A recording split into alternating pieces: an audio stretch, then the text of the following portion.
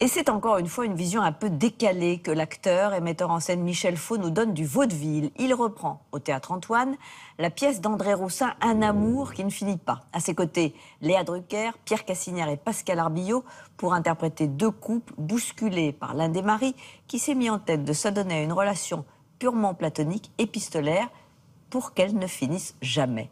Portrait de Michel Faux par David Caillon.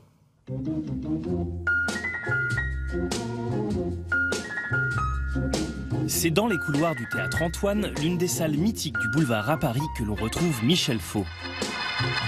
Jacqueline Maillan, François Perrier, Denise Gray, Jean-Pierre Aumont.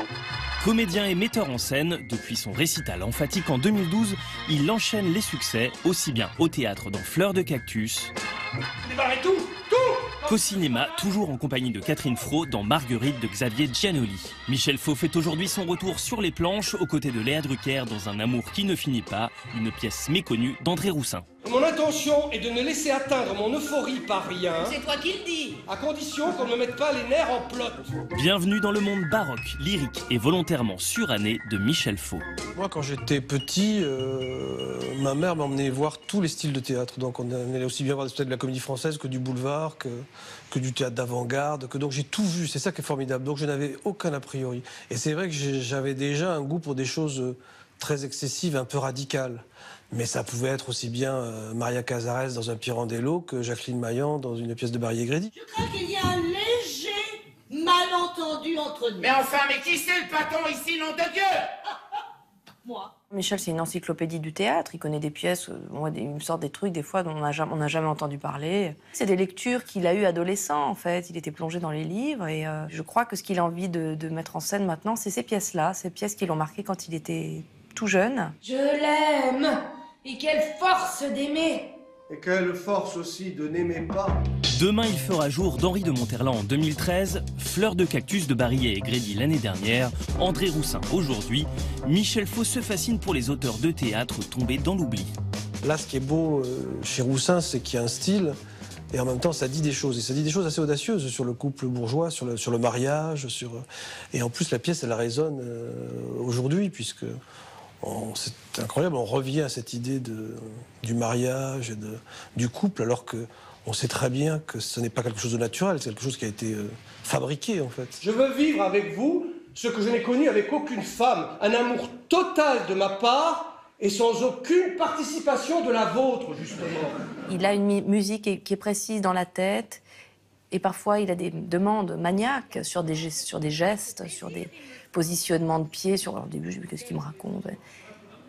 Mais parce que pour lui, c'est toute une petite mosaïque de détails qui font que son spectacle va prendre forme et devenir quelque chose qui sort un peu de l'ordinaire, je crois.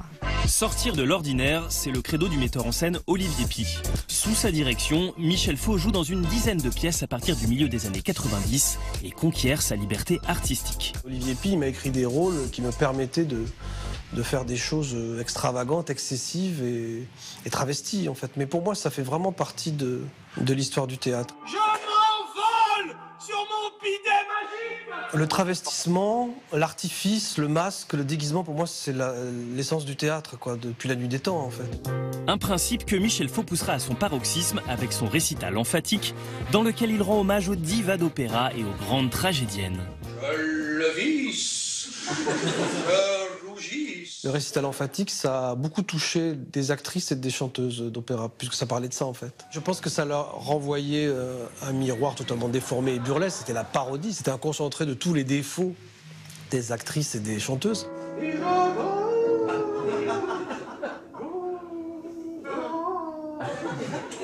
La plus belle voix du monde, c'est Montserrat Caballé, parce que elle a tout chanté, et elle a tout chanté dans le style. C'est unique. Elle avait une voix énorme, immense, et elle arrivait à faire des choses très raffinées. Parce que souvent, les chanteurs, soit ils ont des voix énormes et ils gueulent, soit ils ont des voix toutes petites et ils font des choses raffinées. Tandis qu'elle arrivait à faire des choses, des sons filés, alors qu'elle avait une voix pour chanter Wagner et Puccini. Michel Faux cite aussi Dalida comme influence, et d'un genre à un autre, il assume ses grands écarts.